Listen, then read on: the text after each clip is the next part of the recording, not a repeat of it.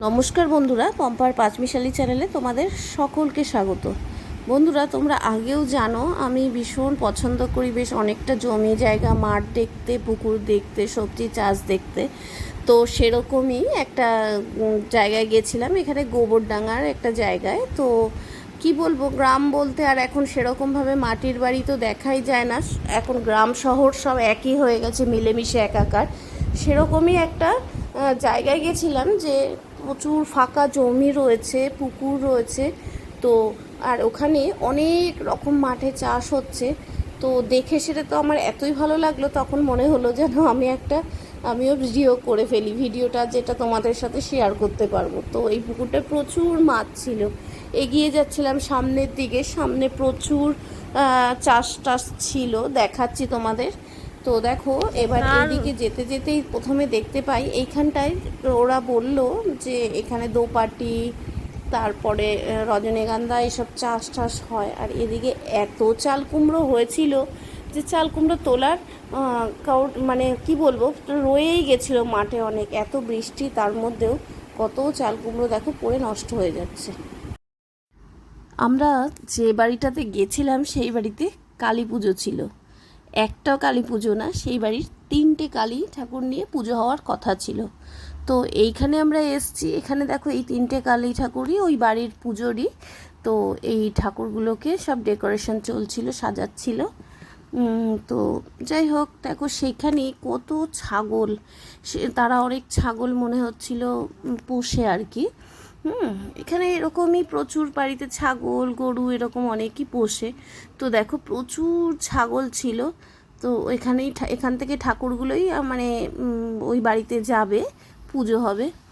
তো যাই হোক, আমরা আরও এগিয়ে গেলাম, যেতে যেতেই দেখতে পেলাম এই পটল ক্ষেত, পটলের এই পটলগুলো এভাবে বড় মানে মাচা মতন করে করা রয়েছে, কিন্তু এত পটল পেকে রয়েছে, প্রচুর পটল, তাতে নষ্টও হয়ে যাচ্ছিল।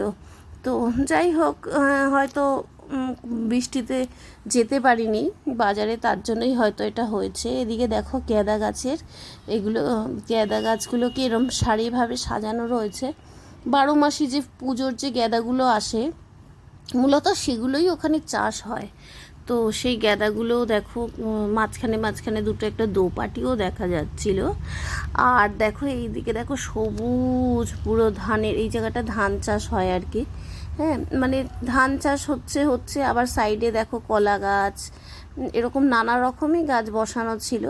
তো আমরা এগিয়ে যাচ্ছি আরও সামনের দিকে, আরও কিছু দেখব বলে।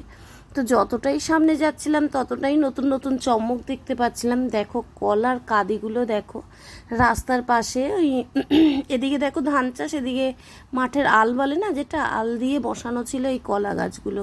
তো কলা গাছগুলো দেখো কি বড় বড় কলার মোচা, কলার কাঁদিগুলো সব পড়েছে, ঝিঙে, মানে অনেক কিছুই চারিধারে চাষ হচ্ছিল, যেটা বেশ ভালো লাগছিল। ঝিঙের ফুলগুলো দেখো মনে হচ্ছে জোনাকিরা সব জ্বলে রয়েছে, এত সুন্দর লাগছিল।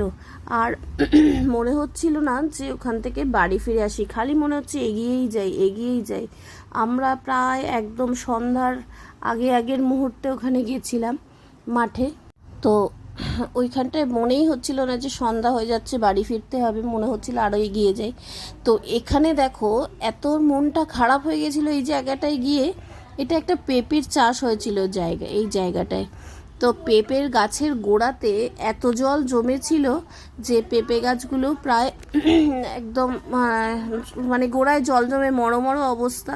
প্রত্যেকটা গাছে প্রচুর পেঁপে হয়ে রয়েছে, অথচ গাছের পাতাগুলো হলুদ হয়ে গেছে। ওই যে তারপরে কত পেঁপে গাছ পড়ে গেছিল, বুঝলে তো।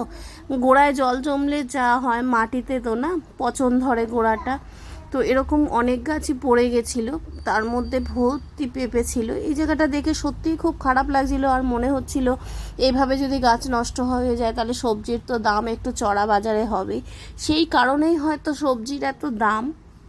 তো যাই হোক, মন খারাপ হলে পরেও আর একটু এগিয়ে গেলাম। এগুলো দেখো পাটের চাষ হচ্ছে।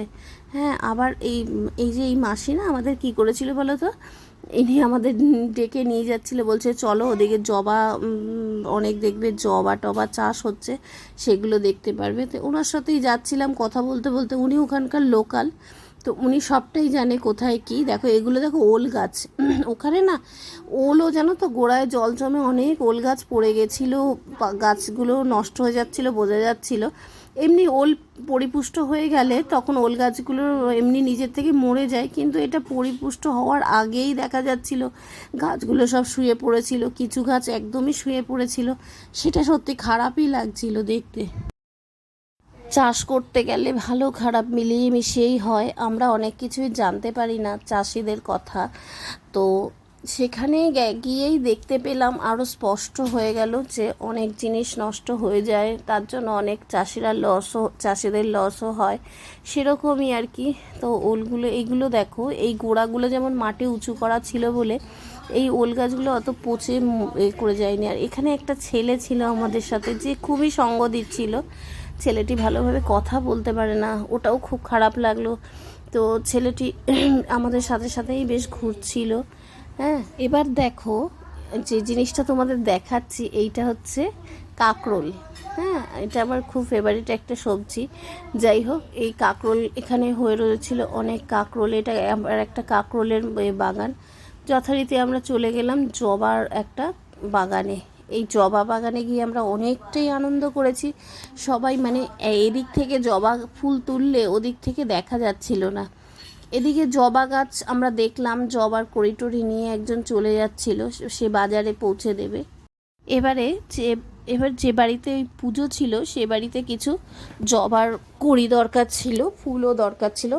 তো আমরা সেই কাজটা করলাম, যে জবা ফুল ওই মাসি আসলে জবা ফুলই তুলতে এসেছিল, তার জন্যই আমাদেরকে উনি ডেকে নিয়ে আসলো যে চলো ওখানে জবা বাগান রয়েছে। অনেক জবা বাগান ছিল, অনেক জবা বাগান। এই এখান থেকেই জবা ফুলের কড়িগুলো কি হয়, যেটা দেখলাম বিকেলবেলায় জবা ফুলের কড়িগুলো চলে আসে মার্কেটে। বিকেলবেলা মার্কেটে যাওয়ার জন্যই পরের দিন সকালে ওগুলো বাজারে আমরা পাই। তো যাই হোক, ওখানে গিয়ে একেবারে আমরা যেমন ছোট মানুষের মতন পাগলের মতন করছিলাম, সেরকমই মানে সবাই যেন মনে হচ্ছিল অনেক ছোট হয়ে গেছে। পুরো একদম জবা ক্ষেতের মধ্যে চারিধারে ভর্তি জবা ফুল, এই যে সব মরে মরে রয়েছে। হ্যাঁ, আসছি আসছি, সব পাগল হয়ে গেছে জবা বাগানে ঢুকে। 10 টাকার করে ফুল কিনি, তাতে দুটো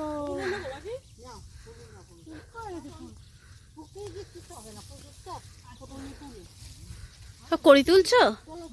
কত কত দেবে তোমাদের? যত খুশি ফুল।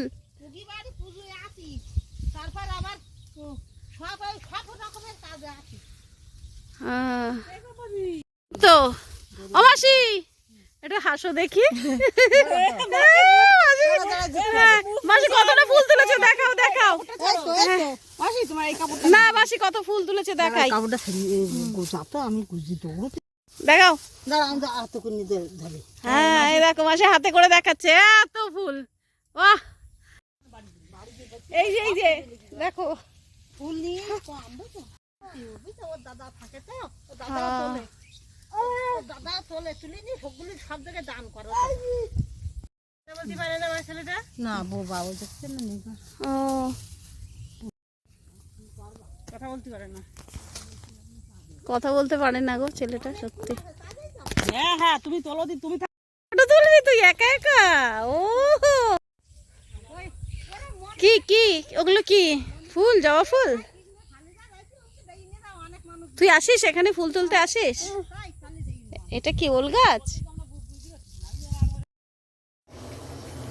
কখনো কখনো প্রকৃতির মাঝে নিজেকে এরকম হারিয়ে দেখুন, এত ভালো লাগবে, পুরো মনে হবে আবার নতুন করে বোধহয় অনেক বেশি এনার্জি পাওয়া যায়। এরকম আমার যেটা হয়, আমি এরকম প্রকৃতির মাঝে গেলে নতুন করে একটা আনন্দ পাই, শরীর মানে এনার্জি পাই। তো আমি এটা ভীষণ ভালো এনজয় করি। আপনারাও মাঝে মাঝে এরকম বেরিয়ে পড়বেন কোথাও না কোথাও, ভীষণ ভালো লাগবে। সন্ধ্যা প্রায় আস্তে আস্তে গড়িয়ে এলো, এবার চলছিল পুজো বাড়ির পুজোর আয়োজন। প্রথমে গুরুদেবের জন্য কীর্তন হচ্ছিল ওই বাড়িতে, তারপরে আস্তে আস্তে সেই যেই কালী বললাম দেখালাম আগে, 3টে কালী ঠাকুর ওখানে সব সাজসজ্জা চলছিল, সেই কালী ঠাকুর আনতে সবাই বেরিয়ে যাচ্ছে। তারপরে আবার আস্তে আস্তে কালী ঠাকুর নিয়ে সবাই ফেরা এই যে এইখানটাই বেশ সুন্দর করে সাজিয়েছিল এটা স্টেজটা, এই প্যান্ডেলটা ভীষণ ভালো লাগছিল। এই সবাই মিলে যাওয়া আসা, সবার মধ্যে থাকতে ভালোই লাগে, খুব ভালো ছিল, সব মিলিয়ে মিশিয়ে ভীষণ ভালো লাগছিল। দিনটা খুবই ভালো লাগলো। আমি আর বেশি বাড়ালাম না, এখন পুজোর সবাই সব কিছুই প্রায় জানেন। তো যাই হোক, আমি আস্তে আস্তে ভিডিওটা শেষ করছি। তো এই যে আরেকবার আপনাদের ঠাকুর দেখিয়ে দিই, এই যে এই 3টে ঠাকুর, আর এই যে এই বাড়ির মেয়ে, এই বাড়ির ও আর কি বেশ সুন্দর সেজেছিল, ভালো লাগছিল। তো কেউ একটু বললাম দাঁড়িয়ে যাও। তো নমস্কার, ভিডিওটা এখানে শেষ করলাম, দেখা হচ্ছে পরবর্তী কোনো ভিডিওতে। সবাই খুব ভালো থাকবেন।